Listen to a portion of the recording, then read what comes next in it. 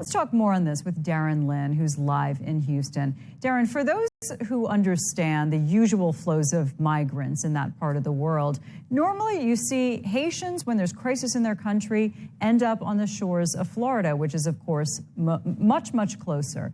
So the observer would say, what are they doing on the border between Mexico and Texas? Michelle, this has been a problem that has been building for more than a decade. You have to rewind back to 2010, where the earthquake, the deadly earthquake in Haiti, forced a lot of Haitians to flee. A lot of them ended up going to South America, in particular to Rio de Janeiro and Brazil, where the Summer Olympic Games in 2016 were going to be taking place. So they were able to get jobs and have a place to live. But that's been 5 years now. And over that period of time, many of those Haitians have migrated upwards towards the U.S.-Mexico border, some for the hope that the U.S. is going to bring them that opportunity, or false hopes and false news reports that they're going to be allowed into the country because of a soft immigration policy by the United States. However, this has all culminated and has come to a head. And just to give you an example, last year, in August of 2020, there were only 55 Haitians that were stopped at the U.S.-Mexico border.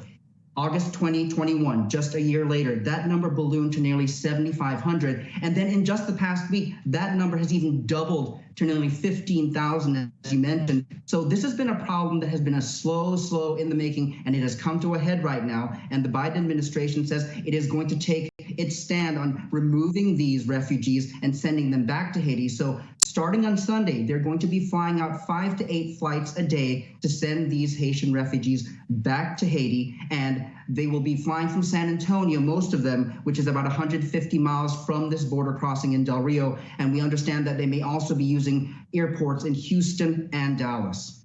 And, you know, crowds of people arriving at a U.S. border is nothing new. It has more generally to do with what's happening in their home countries than what's happening in the United States or U.S. policy. However, Republicans have placed the blame for this crisis squarely on the Biden administration. What is that about?